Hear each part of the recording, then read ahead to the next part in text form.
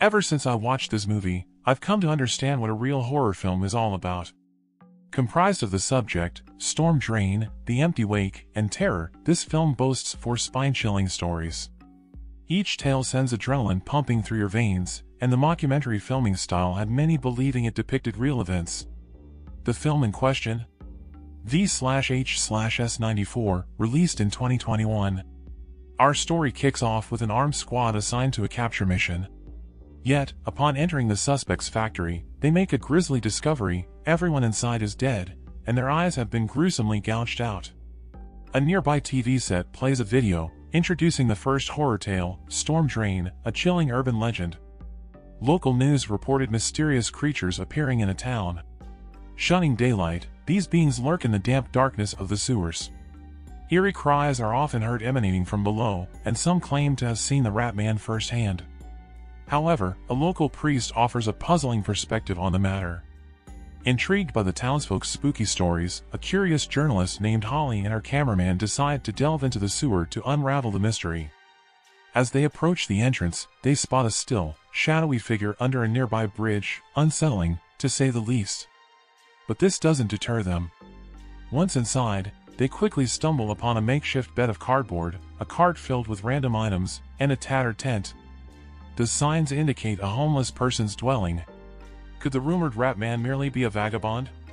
However, as the cameraman zooms in on the tent's interior, he hadn't anticipated someone lying beneath the clutter. The shock made the cameraman drop his equipment instantly. By the time the pair regained their composure, the vagrant from the tent had emerged. His skin was dark, and he crouched on the ground as if terrified. Holly cautiously approached, intending to interview him. Yet, his repeated mutterings of Rat Man unnerved her. As Holly posed a question about the so-called Rat Man, the hobo's expression turned horrifying. Black liquid spilled from his mouth, and the duo didn't waste time in fleeing. As they ran, the cameraman realized Holly was missing. Despite his shouts, there was no reply. Resigned to leave alone, he spun around only to encounter another hobo. When the camera turned on again, Holly was bound, surrounded by these vagrants. Uncertain of their intentions, Holly's hope flickered when she recognized the voice of the peculiar priest from earlier. Assuming he had nefarious intentions, she fervently pleaded, promising to assist the homeless. Unexpectedly, the priest led the cameraman to a sewer pipe and summoned the mythical Rat Man. The priest scooped a bowl of black liquid dripping from the Rat Man's mouth, murmuring incantations as he poured it over the cameraman's head. In moments, the liquid corroded the cameraman's face, leaving a grotesque mess. Witnessing this horror, a petrified Holly begged for mercy. The priest, however, began uttering cryptic phrases. Subsequently, Holly was presented to the Rat Man. Unlike her colleague, she miraculously survived the encounter, albeit with a hauntingly vacant gaze. Unsurprisingly, a few days later in the broadcast studio, while presenting the news in the studio, Holly suddenly spewed a black liquid from her mouth, spraying it directly onto her male colleague's face. In an instant, his face corroded, leading to his gruesome death right there in the broadcast room. Astonishingly, Holly continued reporting as if nothing had happened, ending her segment with a cryptic remark. After watching the unsettling footage, the armed squad proceeded with their search within the factory, hoping to find any survivors. However, upon entering a room resembling a projection booth, they stumbled upon even more corpses. More disturbingly, the screen showcased the beginning of the second story, The Empty Wake. Set in a funeral home, this chilling tale revolved around Haley, a new employee. She was tasked with a peculiar duty, to vigilantly guard a deceased individual overnight and record the process as a keepsake for the bereaved family. The deceased had endured a severe car accident, leaving his body mangled and disfigured.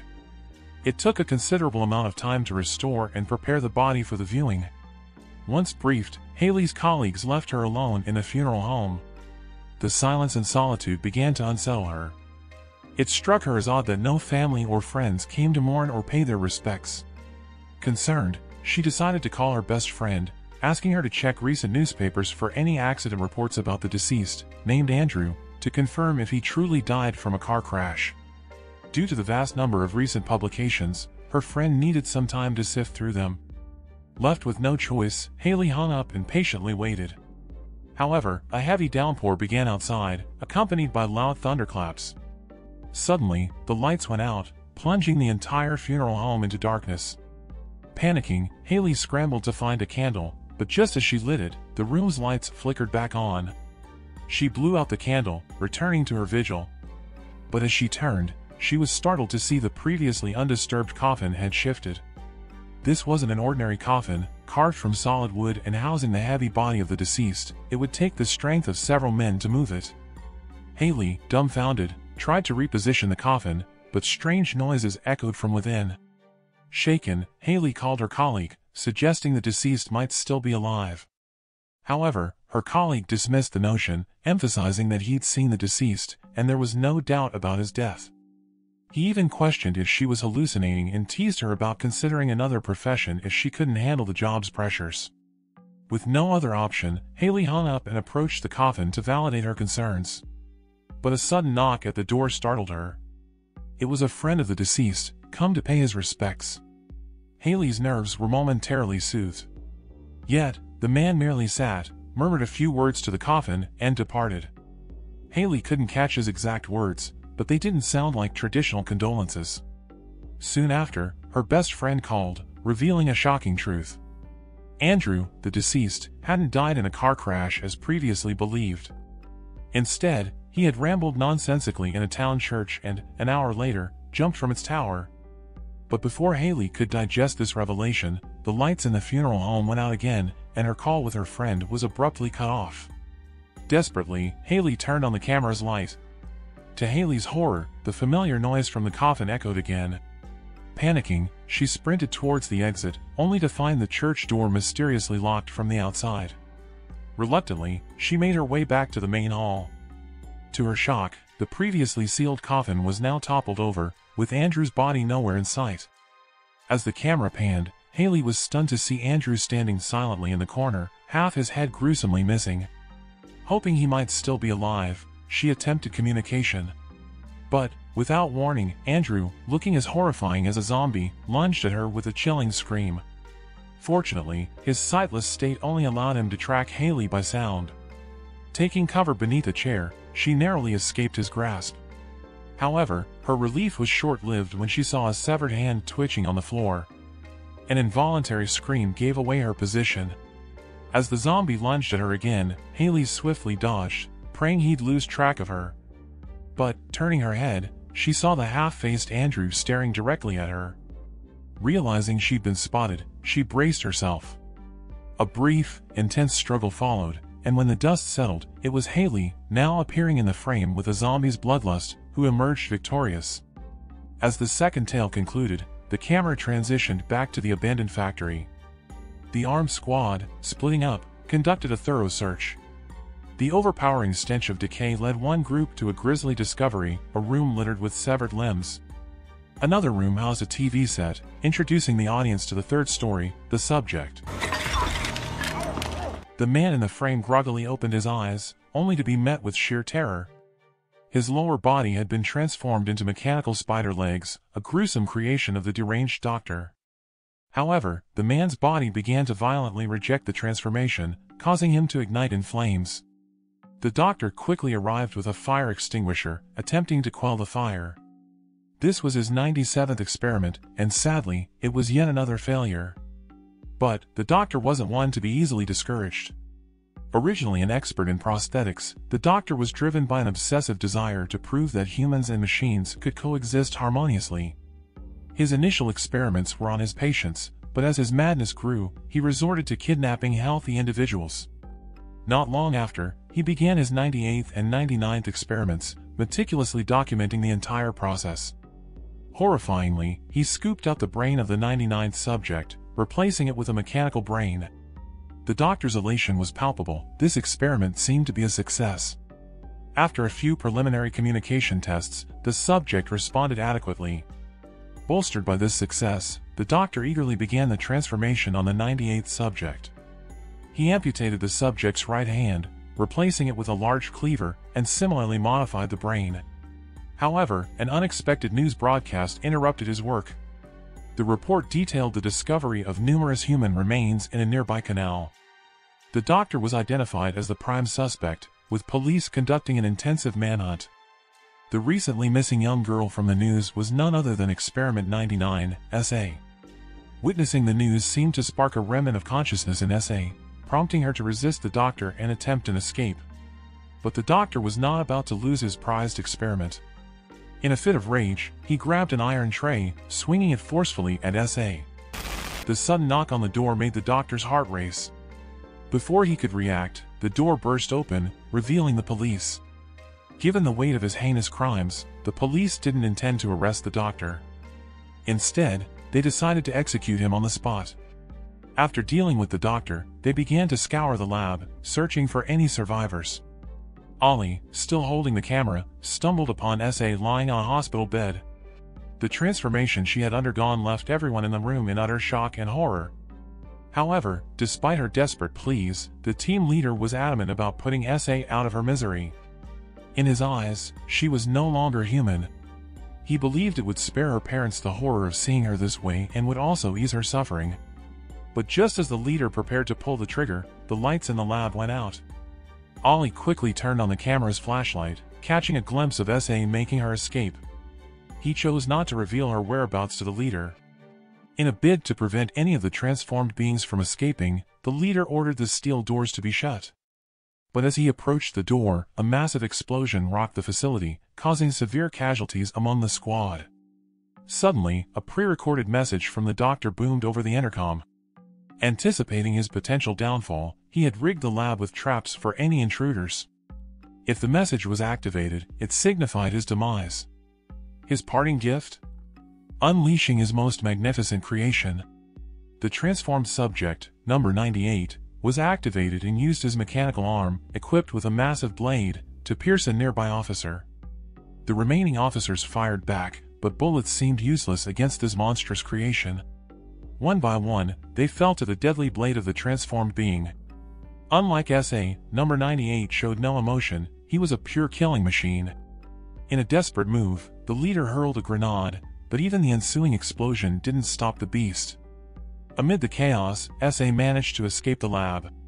She discovered a custom weapon design specifically tailored for her in the doctor's office, along with the top half of her own severed head. Standing before a mirror, she saw her transformed self for the first time, her head and right arm completely replaced by machinery. Unable to come to terms with her grotesque appearance, she shattered the mirror in rage. But then, a faint cry for help reached her ears. Following the sound, she discovered another lab filled with grotesque, half-machine, half-human failed experiments. The gruesome sight was enough to send shivers down anyone's spine. Suddenly, a police officer ambushed S.A. from behind, pinning her to the ground. In a desperate bid for survival, she scoured the vicinity for any potential weapon. To her astonishment, she stumbled upon the custom weapon the doctor had crafted for her. Swiftly attaching it to her arm, she wielded it with devastating efficiency, eliminating each police officer blocking her path. Their defense was futile against her newfound power. But when S.A. encountered Ollie, the cameraman, she hesitated. Recognizing that he had no malicious intent, he had even aided her earlier, they formed an unlikely alliance, united by their singular goal, escape. However, as Ollie guided S.A. towards the exit, the squad leader ambushed them, unloading several shots at S.A. Ollie, in a desperate attempt to intervene, found himself battered by the leader. With the leader hell-bent on eliminating S.A., Ollie had no choice but to fatally shoot him. But as he reached out to help S.A., the monstrous experiment number 98 lunged at him. While S.A. managed to defeat the creature, she couldn't save Ollie from his tragic fate. By the tale's end, S.A. remained the sole survivor in the laboratory. Back at the abandoned factory, the mission appeared to be spiraling into chaos. Bar the two squad members and their leader, contact with the rest of the team was lost. As they scoured the premises for their missing comrades, a nearby TV flickered to life, introducing the final horror story, Terror. A group of self-proclaimed zealots, viewing themselves as the embodiment of justice, believed America had gone astray. Intent on overthrowing the government, they captured a unique vampire. Unlike traditional vampires, this creature's blood exploded violently upon exposure to sunlight. Just a tiny injection into a rabbit resulted in an explosion rivaling a missile. Recognizing the potential, they devised a sinister plan. They were gearing up for an unprecedented terror attack. However, the night before the operation, chaos erupted at their base. In premature celebration of their imminent triumph, they held a party. 2 intoxicated members, seeking a thrill, entered the cell holding the vampire. One filmed the escapade, while the other teased the creature. To their horror, the vampire's blood splashed onto one of them. The following dawn, the base alarm blared. The member who had filmed the ordeal was found dead in the snow, while his companion, stained with vampire blood, staggered out of the cell. The moment he met daylight, a violent explosion ensued. They deduced the vampire had likely escaped. Determined to subdue the creature before nightfall, they ventured into the vampire's cell, knowing it would be more lethal after dark. The team, fully armed, advanced cautiously. Upon reaching an attic, a member inspecting it was suddenly attacked by the vampire. Its gaping maw bit him dead instantly. The panicked leader blindly fired upwards, thinking he'd hit the vampire, and led a charge up. They soon realized their fatal mistake as the vampire, hiding in the shadows, launched relentless attacks. Screams echoed throughout. Soon, only the leader remained. Drenched in vampire blood, he met a gruesome end when exposed to sunlight, exploding into dust. Their grand plan had met a premature end. However, the scene shifted back to the abandoned factory, revealing the squad leader bound by 2 female team members. These tapes were the work of a clandestine organization, specializing in recording taboo films, then trading them to a niche audience. The 2 women were part of this twisted crew. They'd lured the squad to the factory under false intel, intending to film their next feature. The squad members had become the film's tragic stars, and the squad leader was set to be its grand finale. We are the final girls. You're our final kill.